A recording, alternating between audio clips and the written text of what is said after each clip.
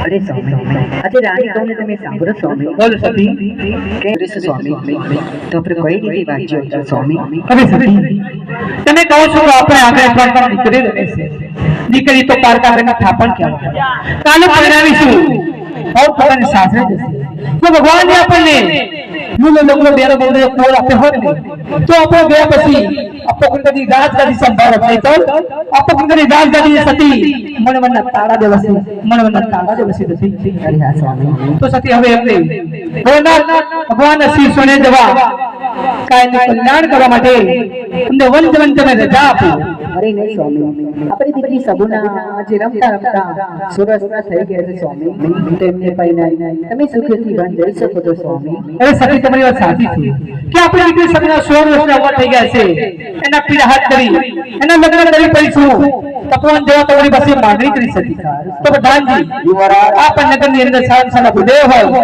રાજીની અંદર બોલાવો ભલે મહારાજ એ આજે પરદાન બોલાવે ગોળ દેવયાવો રે લે પરદાન બોલાવે ગોળ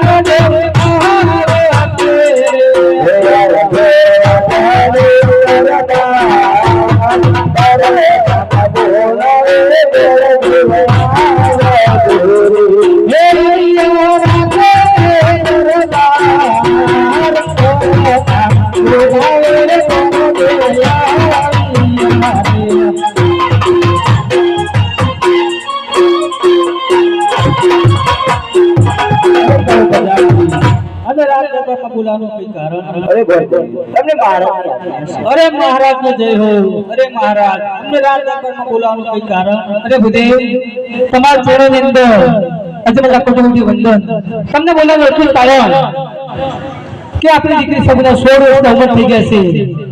એમનું શ્રીફળ લઈ તમારા દેશ અને પરદેશ જવાનું છે, એ માટે તમને બોલાવે છે. તો સતી ગોડેને લીલું નારિયેળ ને ચૂંદડી આપે. પ્રધાનજી જી મહારાજ ગોડેની વાત પરથી આપી અને વિદાય કર્યો. એ ગોળદેવ આ વાત પરથી તમે જઈ શકો છો. અરે ભૂદેવ, જાતા પહેલા મને તમને એક વાત કહી છે કે શ્રીફળ લઈ તમે દેશ જાજો, પરદેશ જાજો, પણ એક પિંગલગઢ ભંડિયા રાજા ત્યાં તમે ના જતા. કારણ કે ભંડિયા રાજા અને આપણે વર્ષોથી બે રાજાઓ છે, માટે આ શ્રીફળ નહીં સ્વીકારે. તમારી આજ્ઞા. ભૂદેવ, તમે જઈ શકો છો. ચાલો સતી. હે આહાજે રાજાને તરખાનો સતીદાસ ચાલી આવે.